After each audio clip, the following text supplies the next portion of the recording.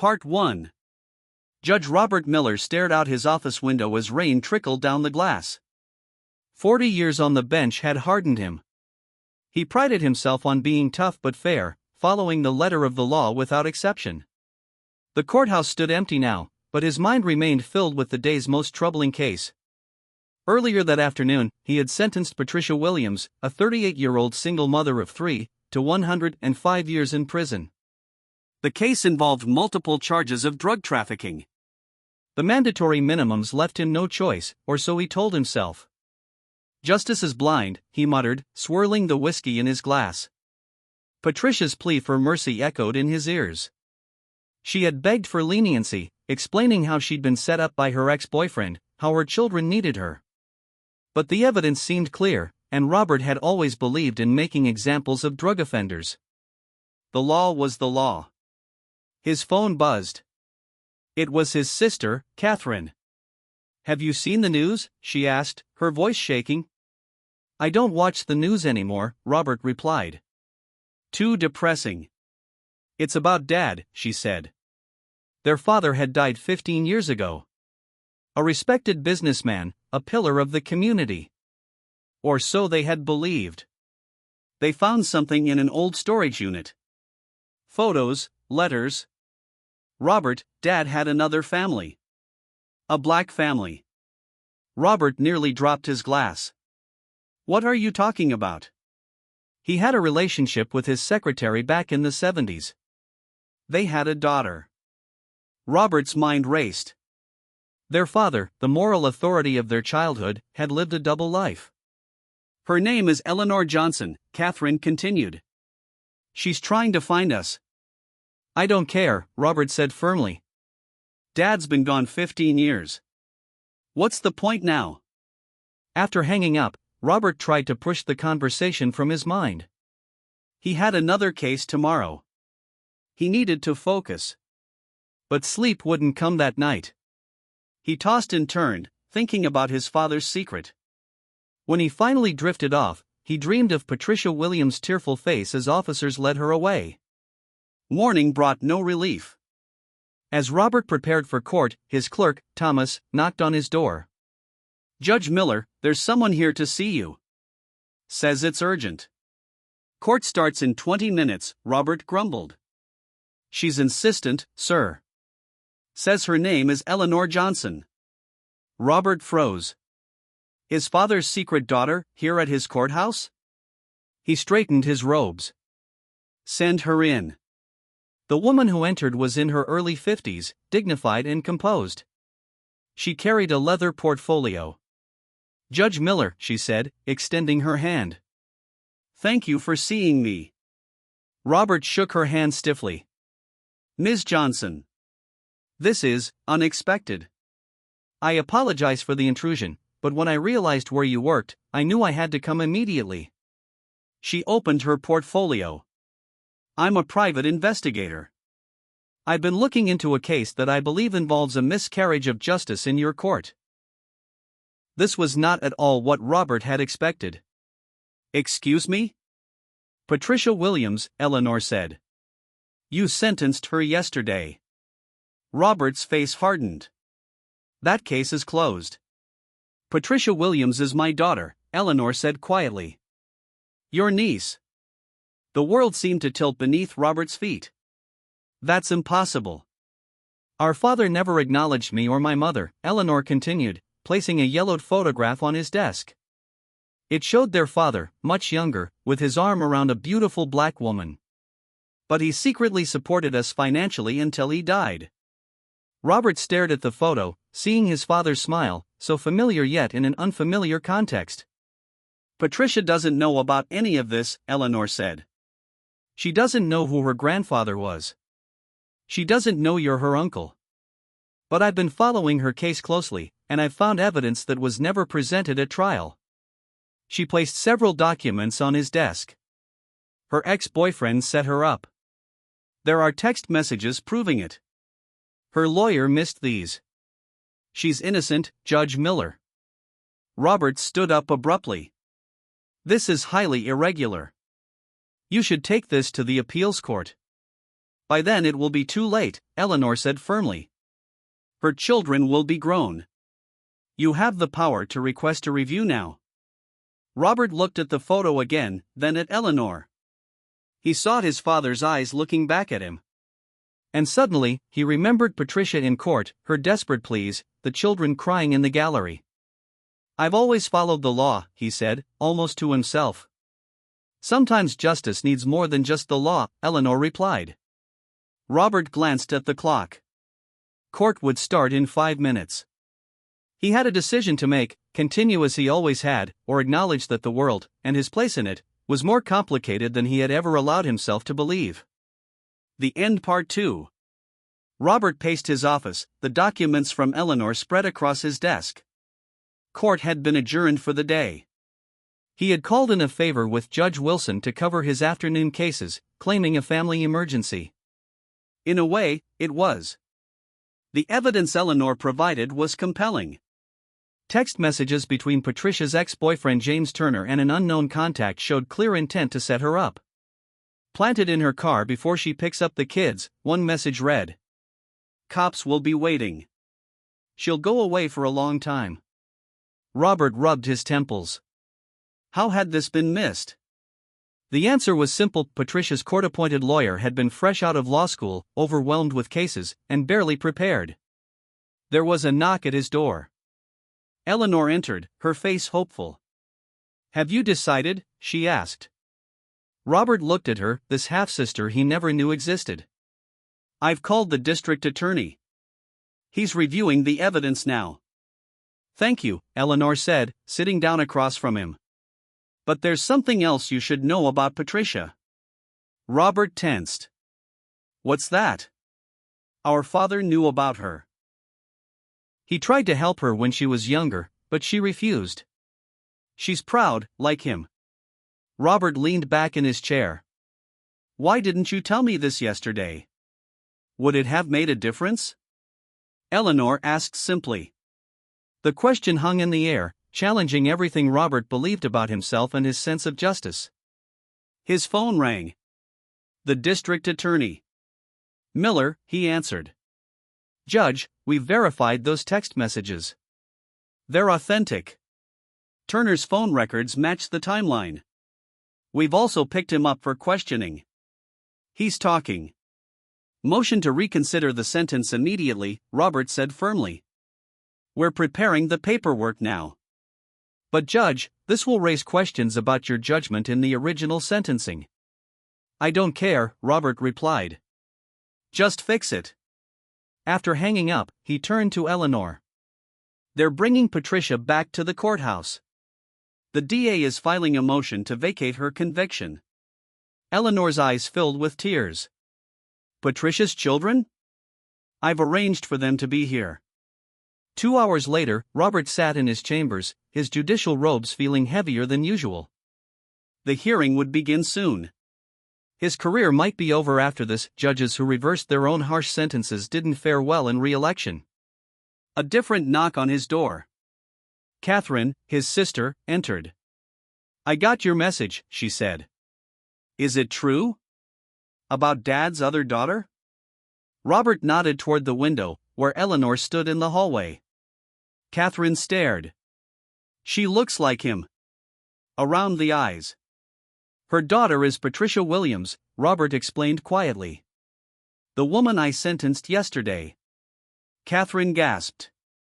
The drug case? It's all over the news. She was innocent. Set up. Robert straightened his tie. I'm overturning my own ruling. Catherine touched his arm. Your career. Some things are more important, he said simply. In the courtroom, Robert maintained his judicial composure as Patricia was brought in, still wearing prison clothes. Her eyes were red from crying, her face a mask of confusion. Her 3 children sat in the front row, the oldest barely 14, holding her siblings' hands. Eleanor sat behind them, nodding encouragingly to Robert. In light of new evidence, Robert began, his voice echoing in the hushed courtroom, this court vacates the conviction of Patricia Williams on all counts. Gasps filled the room. Patricia looked stunned. Ms. Williams, Robert continued, looking directly at her, the court offers its sincere apology for this miscarriage of justice. You are free to go. As the bailiff removed her handcuffs, Patricia's children rushed forward, wrapping their arms around their mother. Tears flowed freely.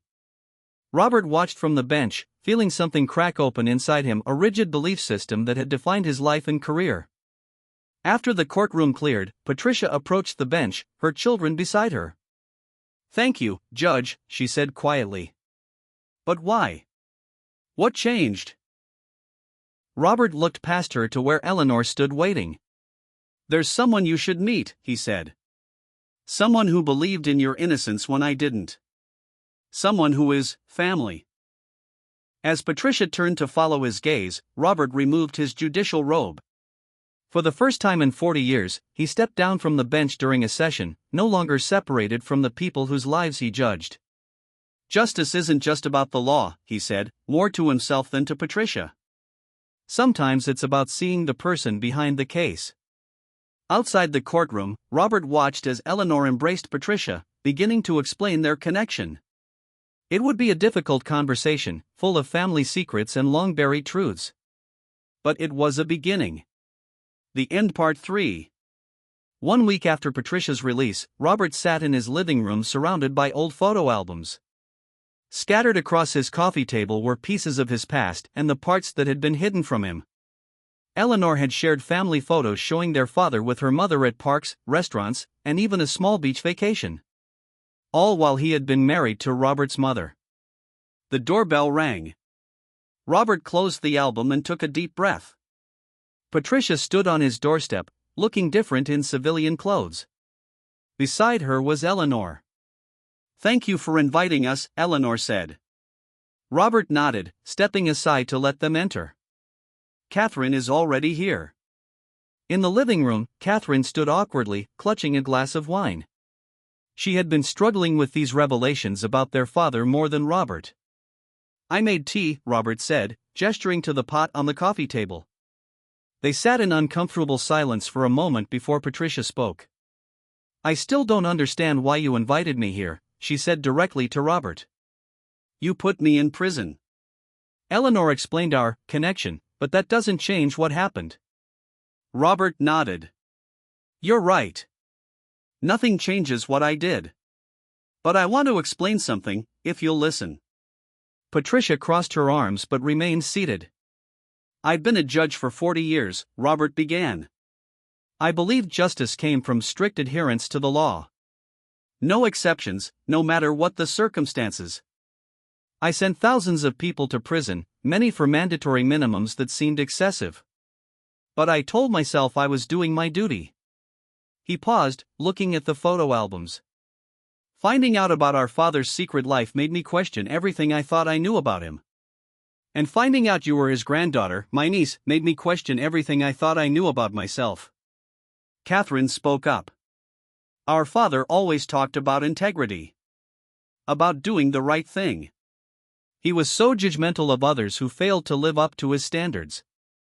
While living a complete double life, Eleanor added quietly. Yes, Robert said. And I realize now that I became just like him. Judging others harshly while never questioning my own actions. Patricia leaned forward. So what now? Am I supposed to forgive you because we share blood? My children cried themselves to sleep every night I was gone. My oldest had to become the parent. That damage is done. I don't expect forgiveness, Robert said firmly. That's not why I asked you here. He reached for a folder on the side table and handed it to Patricia. Inside were legal documents. What's this? She asked. I'm retiring from the bench, Robert explained. And I'm establishing a foundation to help review cases like yours, where mandatory minimums or poor legal representation led to unjust sentences. I'm calling it the Williams Justice Project. If you're willing, I'd like you to help run it. Patricia stared at him in disbelief. Me? I don't know anything about the law. But you know everything about its failures, Robert replied. And you have a perspective I never will. Eleanor placed a hand on Patricia's arm. you don't have to decide now. Patricia looked back at the papers. What about my record? Even with the conviction overturned, who's going to hire someone who was in prison? That's being addressed, Robert said. I have connections at several companies willing to overlook your record. And the district attorney is investigating James Turner for planting evidence. His confession should completely clear your name. Catherine, who had been quiet, suddenly spoke. I have a real estate company. We need an office manager. If you're interested. The gesture hung in the air between them, tentative, awkward, but genuine. Patricia looked around at these strangers who were somehow her family. I need time to think about all this. Of course, Robert said. As they finished their tea, conversation turned to Patricia's children. Her oldest, Michael, was struggling in school after the trauma of her arrest. He's bright but angry, Patricia explained. His teachers don't know how to reach him. Robert thought for a moment. My neighbor runs a mentoring program for teenagers. It might help. For the first time that evening, Patricia gave him a small smile. Maybe. When Eleanor and Patricia were leaving, Patricia paused at the door. Judge Miller. Please, call me Robert. Robert. I can't promise I'll ever forgive you. But I'm willing to see where this goes. After they left, Catherine helped Robert put away the photo albums. Do you think Dad would be proud of what you're doing? She asked. Robert considered this. I'm not sure. But for the first time in my life, I'm not making decisions based on what he would think. That night, Robert wrote his official resignation letter. 40 years on the bench ended. A new chapter beginning. The Williams Justice Project would face enormous challenges, but for the first time in years, he felt truly awake to the complexity of justice and family. The End Part 4. 3 months after Robert's retirement, the Williams Justice Project operated from a small office downtown. What had begun as an idea was now taking shape. The walls were lined with case files, people serving excessive sentences for minor crimes, many without proper legal representation. Robert arrived early most mornings, often finding Patricia already there, reviewing applications. Today was different. Today was their first victory. Marcus Johnson's release is scheduled for noon, Patricia said, not looking up from her computer. Though they worked together daily, their relationship remained professional, the weight of their complicated family history always present. Are you going to the prison? Robert asked. Of course. His mother can't drive that far, so I'm taking her. Patricia finally looked up. Will you be coming? Robert hesitated. Would he want me there? I was the judge who sentenced him. That's exactly why you should come, Patricia replied. He spent 7 years in prison for possessing an amount of marijuana that's now legal in this state. He deserves to see your face when those gates open. Marcus Johnson had been 20 when Robert sentenced him to 15 years, following the strict mandatory minimums. The case had been one of the first Patricia selected for review. Later that morning, they drove in silence to the prison. Patricia's son Michael sat in the back seat, now working part-time at the project, filing paperwork after school. His grades had improved slightly since joining his uncle's neighbor's mentoring program. Why do people make stupid laws? Michael asked suddenly. Robert glanced in the rearview mirror. Laws aren't usually stupid when they're made. But they can become unfair when they're applied without thinking about the circumstances. Like what happened to Mom, Michael said. Yes, Robert admitted. Like what happened to your mother? At the prison, they met Marcus's mother, Dorothy Johnson, a small woman with tired eyes and a worn Bible clutched in her hands. Judge Miller, she said when Robert introduced himself. There was no warmth in her voice. Mrs. Johnson, I know my presence might be unwelcome, but... My son lost 7 years because of you, she interrupted. His daughter is 8 now. She barely knows her father. Robert nodded. There's nothing I can say to give those years back. But I'm here to acknowledge that the sentence was unjust. Dorothy studied him. At least you're honest now. Better late than never, I suppose. At noon precisely, the gates opened. Marcus Johnson walked out, squinting in the bright sunlight. He embraced his mother first, both of them crying openly. Then he turned to Patricia. "Ms. Williams," he said, shaking her hand. "Thank you for everything." "It was a team effort," Patricia said, gesturing toward Robert. Marcus stiffened when he recognized the former judge. The two men looked at each other for a long moment. "Judge Miller," Marcus finally said. "Mr. Johnson, I owe you an apology that can never be adequate." Robert extended his hand. "The law I enforced was wrong." Marcus didn't take the offered hand immediately. "I had a scholarship, you know. Engineering. Lost it when I went inside." "The project has connections with the state university," Robert said. "If you're interested in returning to your studies, we can help make that happen." Marcus finally shook Robert's hand. "I'll think about it." On the drive back to the city, Michael spoke up again. "That was cool. What happened back there?" "What do you mean?" Patricia asked. "That guy didn't have to be nice to Uncle Robert. But he was anyway." Robert gripped the steering wheel tighter. Uncle Robert. It was the first time Michael had called him that. That evening, Eleanor hosted dinner at her home. Catherine came with her husband, Thomas. Patricia brought all three children. Robert arrived last, carrying a cake from the bakery. As they ate, the conversation remained careful, like people walking on thin ice. But the children helped bridge the gaps, asking innocent questions about their newly discovered family. "Did you and my mom grow up together?" Patricia's youngest daughter asked Eleanor. "No, sweetheart," Eleanor explained. "I didn't know about your mom until she was already grown up." "That's sad," the little girl decided. "Family should know each other." After dinner, Robert found himself alone in the kitchen with Patricia, washing dishes. "Michael called me Uncle Robert today," he said quietly. Patricia handed him a plate to dry. "I heard. How did that make you feel?" "Undeserving," Robert admitted. "But hopeful." Patricia was quiet for a moment. "Marcus Johnson's case is just the beginning. There are thousands more like him." "I know. But we'll keep going, one case at a time."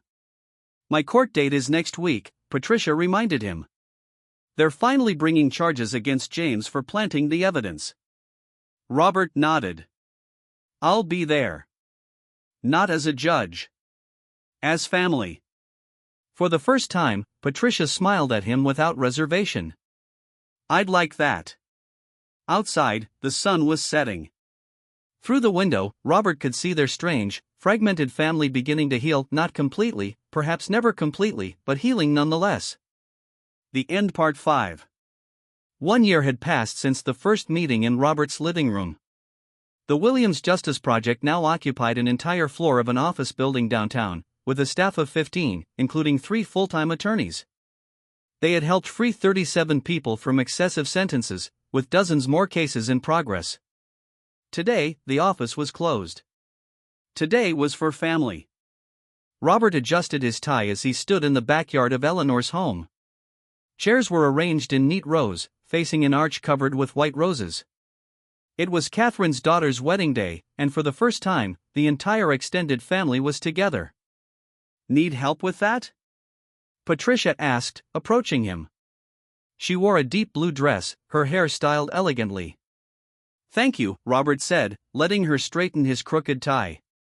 Their relationship had evolved into something neither could have imagined a year ago, not quite comfortable, but genuine. "The prosecutor called this morning," Patricia said, her hands working efficiently. "James Turner's sentencing is next week. They're recommending 10 years. Robert nodded. "Justice served, finally." "Is it?" Patricia stepped back to examine her work. 10 years won't give me back what I lost." "No," Robert agreed. "Nothing can do that. But something good came from it," she admitted. "The project. The people we've helped. Michael appeared, handsome in his first suit. At 15, he had grown taller over the past year. His grades had improved enough to make the honor roll, and he now talked about becoming a lawyer someday. "Mom, Grandma Eleanor needs you." Something about the flowers. As Patricia walked away, Michael turned to Robert. "Can I ask you something, Uncle Robert?" The title still filled Robert with a mixture of pride and humility. "Of course. I found some of your old cases online. You were really harsh. Like, really harsh." Robert winced. "Yes, I was." "What changed you?" Michael asked. "Was it just finding out about Mom being your niece?" Robert considered the question carefully. "That was the beginning. But the real change came when I had to face the consequences of my actions. When I saw your mother's life torn apart, and yours, because of my rigid thinking." He paused. Sometimes people need a personal connection to understand the impact of their decisions. Michael nodded slowly. Like how some people only care about certain issues when someone they love is affected. "Exactly," Robert said, impressed by the boy's insight. "It shouldn't take that, but often it does." The wedding ceremony was beautiful. As Catherine's daughter exchanged vows with her partner, Robert looked around at the gathered family. Eleanor sat with her husband, holding hands.